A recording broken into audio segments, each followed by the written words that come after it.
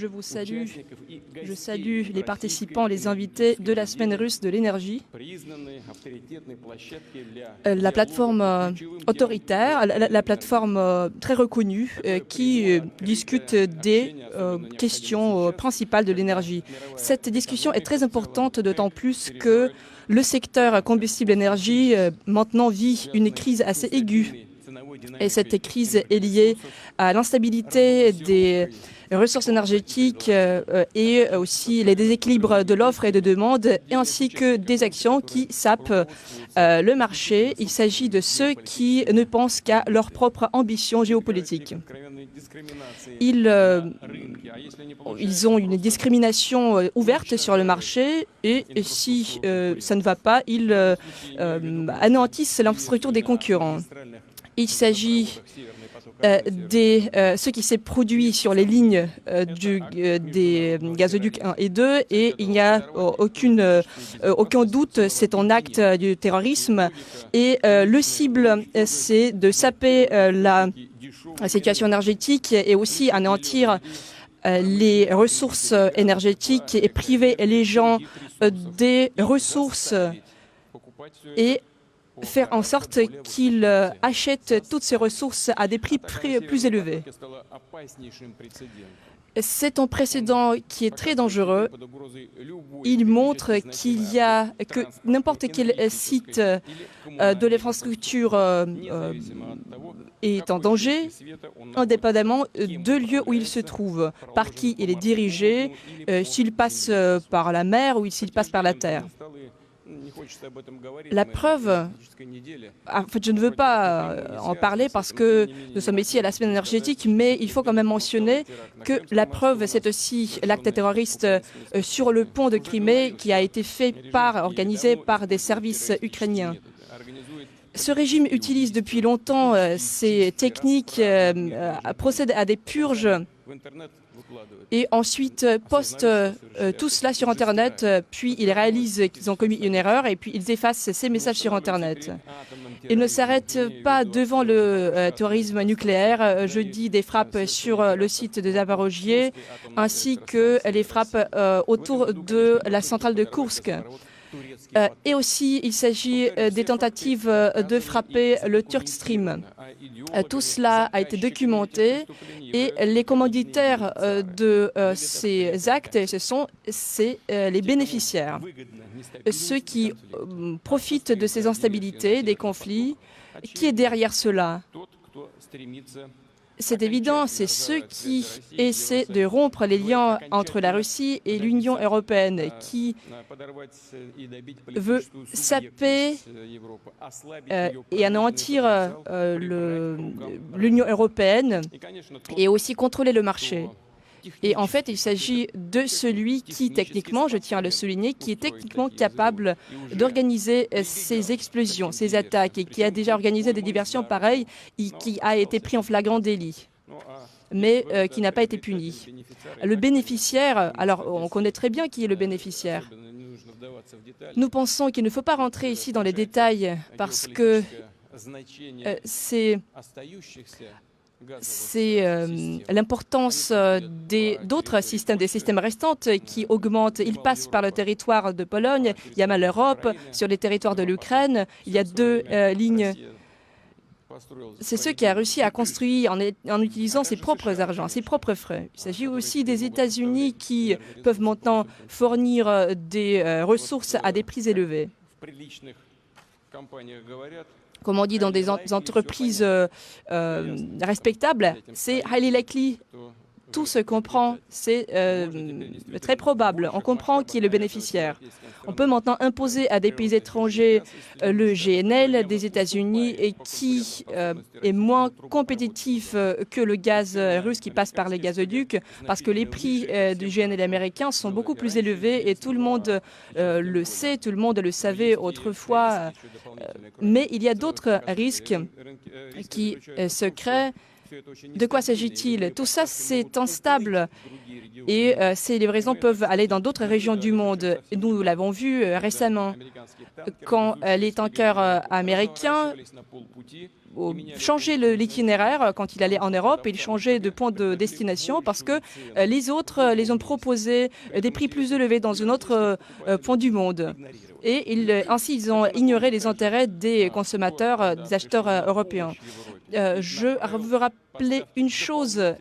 Il y avait quelqu'un qui a sauvé cette situation, c'était la Russie qui a donné du gaz supplémentaire, mais pourtant les dirigeants européens préfèrent ne pas s'en souvenir et ils préfèrent nous pointer du doigt. Alors, est-ce que nous refusons ces livraisons? Non, pas du tout. Nous livrons tout le volume dans le cadre de nos contrats. Si quelqu'un ne veut pas prendre ce produit, notre produit, alors nous n'y sommes pour rien. C'est votre décision. J'ai dit déjà à plusieurs reprises, le Nord Stream, c'est un projet purement commercial où il y a la participation paritaire de la Russie et des Européens. Ça veut dire que le sort de ces gazoducs doit être décidé par la Russie et par nos partenaires dans l'Union européenne. Pour réparer les gazoducs, alors il est possible de les réparer, mais cela n'a le sens que si plus tard ils seront exploités. Et il faut aussi assurer leur sécurité. C'est une condition primordiale. Si on trouve avec les Européens une décision commune, livrer le gaz en utilisant la ligne qui reste, si j'ai bien compris, il y a une ligne qui peut être utilisée, qui a été sauvée. Il y a la pression dans cette tuyau, même si nous n'avons pas l'accès, nous ne pouvons pas le vérifier. Nous ne savons pas parce que nous ne pouvons pas accéder aux travaux d'observation, mais nous estimons qu'il peut être utilisé. Sa puissance et capacité, c'est 27,5 milliards de mètres cubes par an. C'est 8% de toutes les importations du gaz en Europe. La Russie est prête à faire ces livraisons et la balle est dans le camp des Européens, comme on dit. Encore une fois, je tiens à le répéter, nous ne privons personne et nous sommes prêts à livrer des volumes supplémentaires dans la période d'hiver et de l'automne. La dernière fois, nous avons parlé des origines et de la nature de cette crise sur le marché européen, y compris l'utilisation des ressources renouvelables. Bien sûr, il nous faut développer ces alternatives, par exemple l'énergie du soleil, les éoliennes, l'hydrogène. Bien sûr, il faut nous en occuper, mais il faut prendre compte du volume de consommation, de la croissance de l'économie, du rythme de cette croissance, des besoins du marché, des ressources et du niveau du développement des technologies. Mais est-ce qu'on peut le faire en ne pensant qu'à des idées politiques, en ne pensant qu'à la conjoncture? Mais en fait, c'est ce qui a été fait.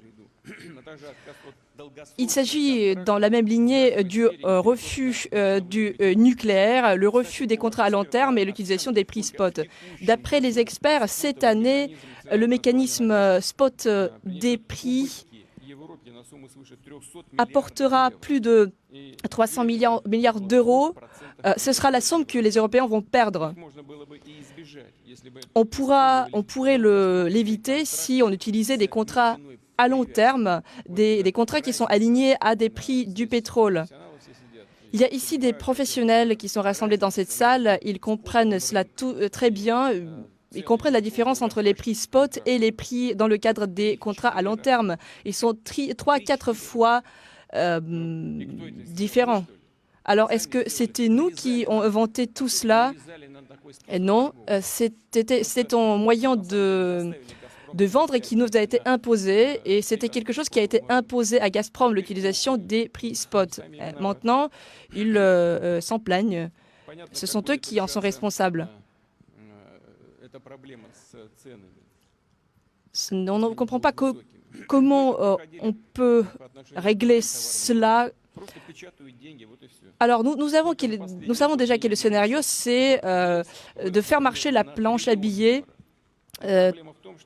En 3 trillions d'euros, c'était la somme par laquelle cette production a augmenté. Et ce sera la même chose avec le gaz. Pour les autres pays, surtout les pays en voie de développement, ces pays seront obligés de payer plus pour ces ressources.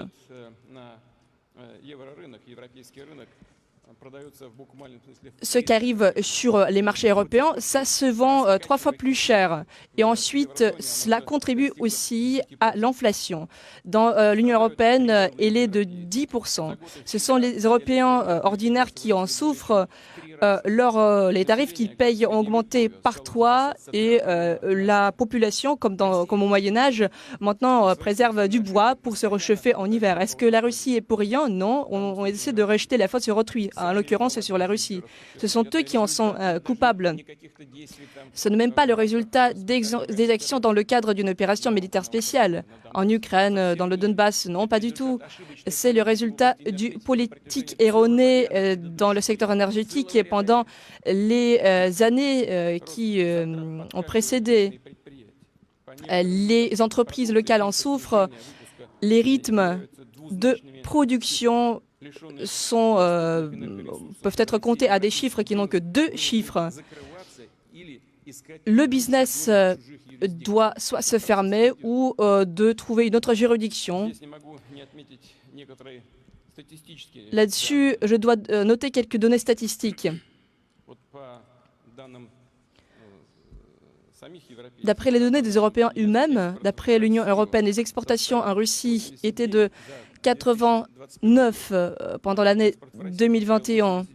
Alors, 89,3 milliards et les importations, 162,5 milliards. Déficit, 73, c'était en 2021. Et pendant les premiers trimestres de cette année, ce déficit a augmenté jusqu'à 103,2 milliards d'euros. Quelle est la raison? Nous vendons nos produits. Nous sommes prêts à acheter des produits européens, mais ce sont eux qui ne veulent pas les vendre. Ils ont introduit l'embargo sur un groupe de produits, un autre groupe de produits. C'est de là que vient le déficit. Ils vont rejeter cette faute sur nous. Alors nous vendons à des prix du marché. Nous sommes prêts à acheter vos produits, mais vous ne vendez pas vos produits. Le déficit augmente en résultat. Ce n'est pas notre faute. Il ne faut pas refuser la coopération avec la Russie. Qu'est-ce que je voudrais aussi noter? Et cela est souligné par les fonctionnaires européens de haut niveau. Le bien-être des Européens de ces dernières 10 ans se basait sur la coopération avec la Russie. Le refus partiel des produits de la Russie impacte déjà l'économie de l'Union européenne, mais au lieu de travailler sur le retour des avantages compétitifs, ses propres avantages compétitifs, par exemple en utilisant des hydrocarbures russes, les pays européens ne font qu'exacerber les tensions, notamment dans le domaine du prix du pétrole. Ici, il ne s'agit pas uniquement de l'Europe, mais aussi de l'Amérique du Nord. C'est ce qui est prévu depuis le décembre de l'année en cours. Je vais citer le lauréat du prix Nobel. Si vous voulez créer le déficit, par exemple le déficit des tomates, il faut juste introduire la loi selon laquelle les marchands de détail ne peuvent vendre des tomates que de 2 cents en foot. Et tout de suite, vous allez recevoir le déficit des tomates. C'est la même chose avec le gaz et le pétrole. Fin de citation. C'était la citation de Milton Friedman. Il est mort en 2006 et Milton Friedman n'avait aucun lien avec le gouvernement de la Fédération de Russie et ne peut pas être traité comme un agent d'influence russe. Il semble que ce sont des vérités universelles, mais pourtant les autorités européennes ne veulent pas le voir et elles suivent les ordres de déindustrialiser leur pays. de baisser le niveau de vie de leurs citoyens et cela, évidemment, aura des conséquences. Il faut comprendre que si on limite les prix du pétrole de la Russie ou des autres pays, créer le plafonnement, cela ne va qu'exacerber le climat d'investissement dans l'énergie globale. Et cela va provoquer ensuite le déficit global mondial des ressources en énergie, leur coût, ce qui va frapper avant tout les pays les plus pauvres. C'est inévitable, ces conséquences sont tout à fait évidentes et inévitables. Les spécialistes, notamment les spécialistes dont je viens de citer en parlent tout le temps. Aucune intervention l'utilisation des réserves pétrolières ne corrigeront pas cette situation. Les ressources en volume nécessaire n'existent tout simplement pas. Il faut s'en rendre compte. Suite à l'utilisation progressive de l'agenda vert, qu'il faut soutenir évidemment, mais il faut le faire avec intelligence. Quand il s'agit d'une promotion agressive de cet agenda, notamment dans la zone européenne, le secteur pétrolier mondial est sous-investi maintenant. Et dans le même temps, voyons que les principaux producteurs du pétrole, qui représentent 20% de l'industrie mondiale, ont fait l'objet des sanctions américaines et européennes. Et donc, en 2020-2021, les investissements en pétrole et gaz ont atteint les niveaux minimaux depuis 15 ans. Vous vous rendez compte, en 2020-2021, bien avant le début de notre opération spéciale dans le Donbass. Il s'est avéré que ces investissements sont 2 fois moins importants qu'en 2014 à cause des activités des hommes politiques occidentaux. Et le business n'a pas contribué 2,5 trillions de dollars dans ces domaines. Qu'est-ce qu'on peut dire? Je vais en parler plus tard, mais la décision d'OPEP+, qu'est-ce qu'elle a à voir avec cela? La décision d'OPEP+, n'a qu'un seul but, c'est équilibrer le marché mondial. Mais ils ont déjà accusé l'OPEP+, et leur décision. C'est vrai que nous voyons qu'ils essaient de cacher leur propre erreur par autre chose. Je vais en parler encore. Encore un point important que je vais noter.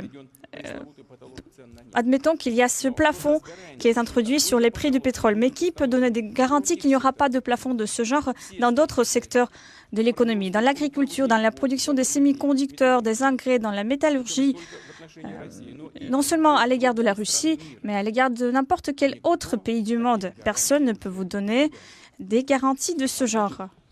Cela veut dire que par ces décisions d'aventure, certains hommes politiques occidentaux détruisent l'économie mondiale en créant une menace au bien-être des milliards de personnes. L'expérience de la destruction des valeurs traditionnelles des idéologues néolibéraux de l'Occident existe déjà. Nous le voyons très bien. Maintenant, ils commencent à toucher la liberté de l'interprétariat et de l'initiative privée. La Russie a toujours respecté ses obligations, je l'ai déjà dit. C'est ce qui nous rend différents des Occidentaux qui ont refusé d'une manière cynique les contrats financiers et technologiques et qui ont décidé de renoncer aux livraisons technologiques, aux équipements. La Russie ne va jamais agir contre la raison. Elle ne va jamais payer le bien-être des autres. Nous n'allons pas fournir nos ressources énergétiques dans les pays qui vont limiter les prix à ces ressources énergétiques. À ceux qui, au lieu des mécanismes de marché, essaient d'utiliser des ruses et le chantage, alors que nous, dans ce genre de paradigme, dans le domaine politique, on vit dans tout cela depuis déjà 10 ans. Je voudrais dire à tous ceux qui le font, nous n'allons jamais agir au détriment de nos intérêts. Notre position, c'est que la stabilité, l'équilibre des marchés énergétiques et la sécurité de l'avenir des peuples ne pourraient être assurés que par des efforts conjoints, dans le cadre d'un dialogue ouvert, franc, basé sur les principes de solidarité et du compte tenu de tous les intérêts nationaux.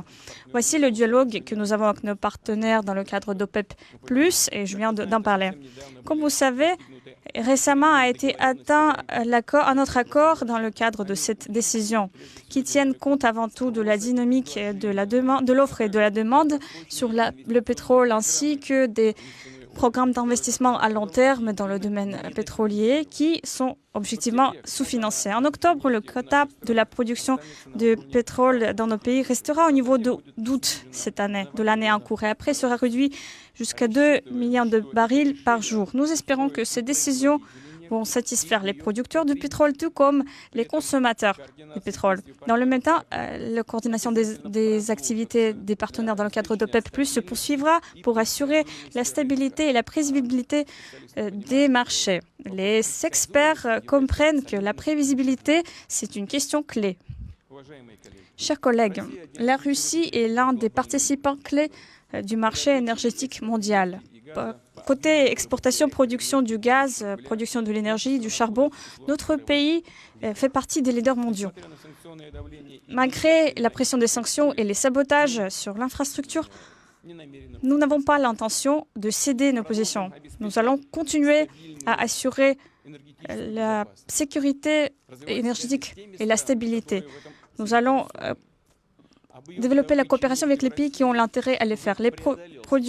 La production de pétrole est déjà même un niveau plus élevé que l'année dernière.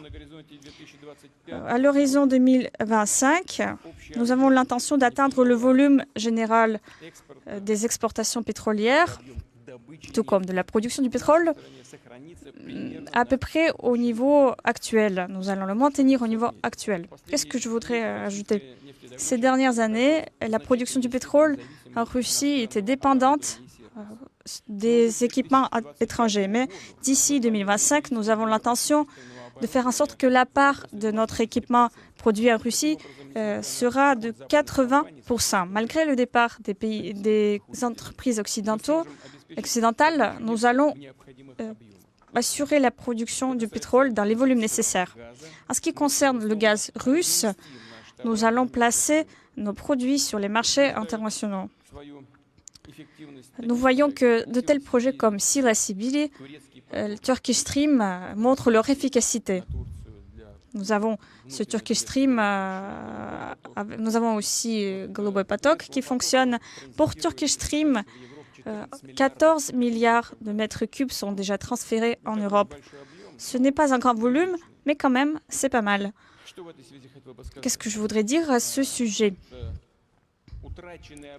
Les volumes perdus du transit par Nord Stream auraient pu être transférés dans la région de la mer Noire pour faire en sorte que les itinéraires principaux des livraisons de notre combustible, de nos carburants, de nos gaz, notre gaz naturel en Europe via la Turquie, en créant en Turquie un hub gazier très important si nos partenaires auront l'intérêt à le faire. Mais en général, il y a des raisons économiques pour le faire et le niveau de sécurité, selon les dernières données, sera bien plus élevé dans ce cas-là.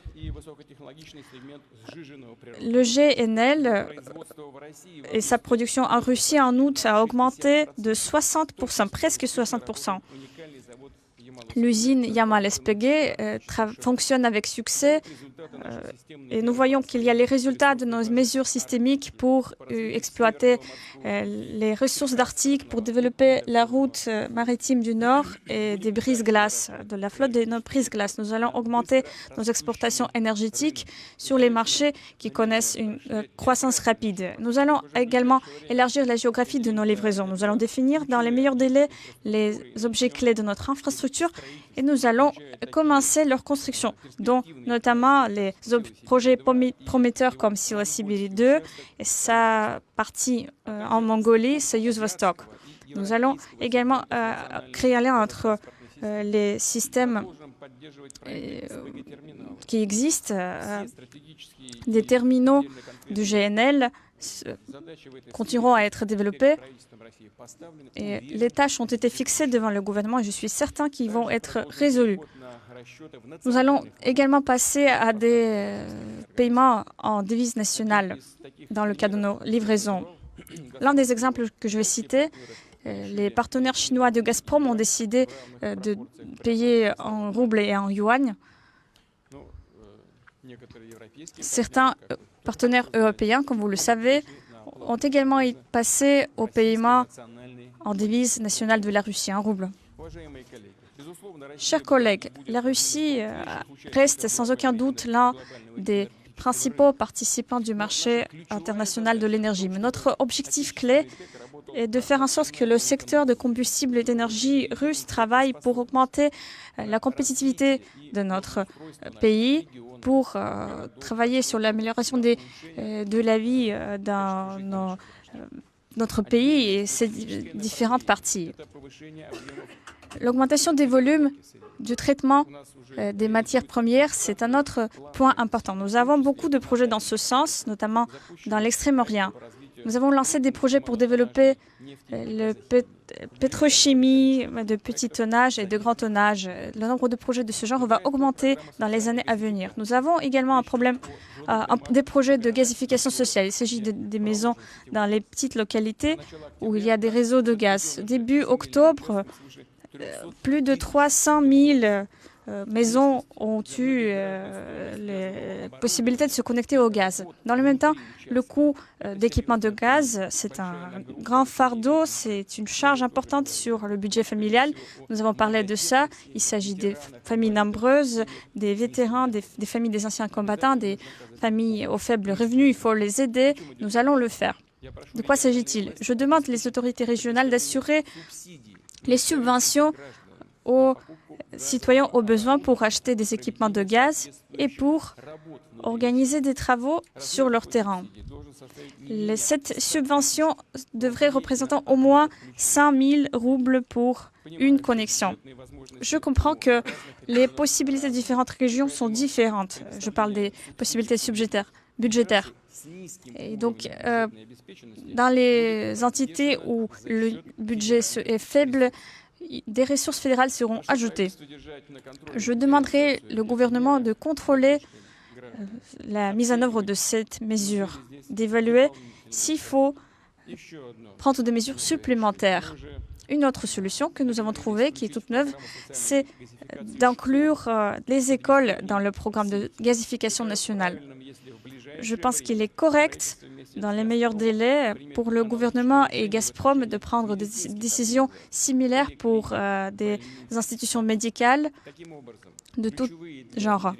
Ainsi, les sites sociaux, médicaux, d'enseignement auront une source d'énergie écologique et pure et bon marché, ce qui est très important pour les régions rurales. Étant donné les dernières demandes, l'augmentation du nombre de sites connectés au gaz, je demanderai de prolonger ce programme de gazification hors l'horizon de 2022. Malgré les situations difficiles générales, les systèmes énergétiques continuent de se renouveler. Cette année, nous avons modernisé les sites sur plus de 2000 de volume de plus de 2000 MW. Cette approche systémique nous permet de maintenir les prix de l'énergie au niveau le plus bas en Europe. Je vous rappelle que dans les pays de l'Union européenne, ces prix ont augmenté de plusieurs fois. Une attention particulière devrait être accordée à la sécurité du système énergétique et de l'énergie. Pour les régions en difficulté, des programmes spéciaux ont été développés cette année. Je demande au gouvernement de les mettre en œuvre dans les meilleurs délais. Chers amis, l'énergie mondiale actuelle fait face à des défis inconnus avant. Dans cette situation, la communauté internationale a été chassée par des actions myopes des pays occidentaux. La recherche d'une sortie constructive de cette situation devrait faire l'objet des discussions dépolitisées et détaillées, notamment dans le cadre de la semaine énergétique. La Russie est prête à un partenariat confidentiel dans ce domaine, au développement stable de nos relations. livraison de l'énergie sûre. Et je crois que c'est l'approche préférée de la majorité de nos partenaires. Je vous souhaite un travail réussi. Je vous remercie pour votre attention.